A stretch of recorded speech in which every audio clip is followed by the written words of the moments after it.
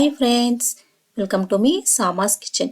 ఈరోజు మన కిచెన్లో బెండకాయ ఫ్రైని జీరు లేకుండా టేస్టీగా క్రిస్పీగా ఏ విధంగా చేయాలో నేర్చుకుందాము.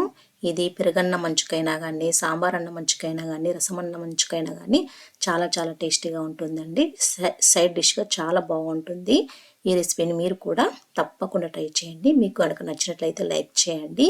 మీకు ఎలా కుదిరిన కామెంట్ రూపంలో తెలపండి. ఎవరైతే మన ఛానల్ని ఫస్ట్ టైం చూస్తున్నారో ప్లీజ్ సబ్స్క్రైబ్ చేయండి. పక్కనే ఉన్న బెల్ బటన్ని ప్రెస్ చేయండి. నేను కొత్త వీడియోస్ పెట్టగానే మీకు నోటిఫికేషన్ వస్తుందండి. ప్లీజ్ లైక్ చేయండి, అలాగే కామెంట్ చేయండి. లైక్స్ కామెంట్స్ నాకు చాలా ఇంపార్టెంట్. ఇప్పుడు మన వీడియోలోకి వెళ్దాము. ఇక్కడ నేను 300 గ్రామ్స్ బెండకాయలను తీసుకున్నానండి. బెండకాయలను తీసుకొని బాగా వాష్ చేసుకోండి. చేసుకున్న తర్వాత బెండకాయ పైన ఉండే వాటర్ని కిచెన్ టవల్తోని విధంగా క్లీన్ చేసుకోండి.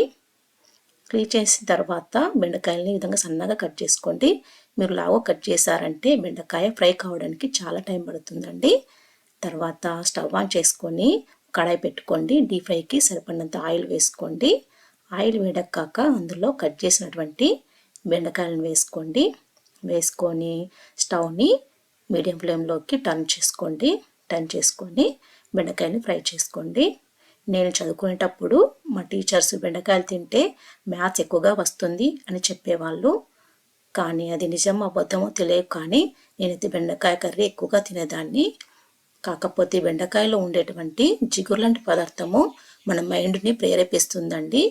అంటే మైండ్ చురుగ్గా యాక్టివ్గా పనిచేస్తుంది. అందుకే సార్స్ ఆ విధంగా చెప్పారేమో, కానీ అది మాత్రం నిజమేనండి.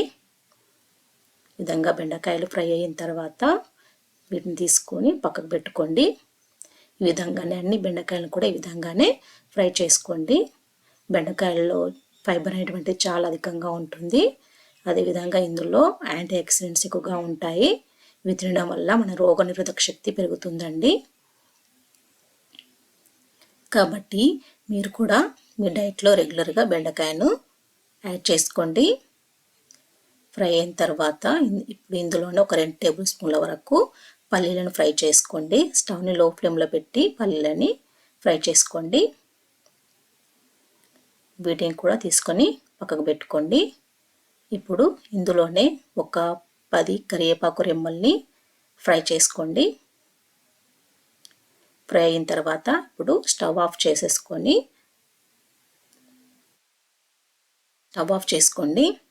తర్వాత ఇప్పుడు ఈ బెండకాయ ఫ్రై ఇందులో ఒక 1 టీ స్పూన్ వరకు చిల్లీ పౌడర్ని యాడ్ చేసుకోండి.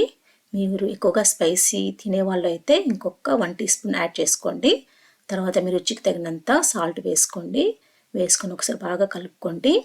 ఇప్పుడు అలాగే ఇందులోనే ఒక 1/2 టీ స్పూన్ వరకు ధనియా పౌడర్ని యాడ్ చేసుకోండి. వేసుకున్న తర్వాత ఒకసారి బాగా కలుపుకోండి. అంతే, మనకు బెండకాయ ఫ్రై రెడీ అండి. ఇది ఇందాక నేను చెప్పినట్టు రసం అన్నంలోకైనా కానీ, సాంబార్ అన్నంలోకైనా కానీ సైడ్ డిష్గా చాలా చాలా టేస్టీగా ఉంటుంది. ఈ రెసిపీని మీరు కూడా తప్పకుండా ట్రై చేయండి.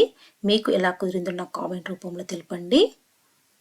మరిన్ని టేస్టీ మరియు హెల్తీ రెసిపీస్ కొరకు మీ సామాస్ కిచెన్ చూస్తూ ఉండండి.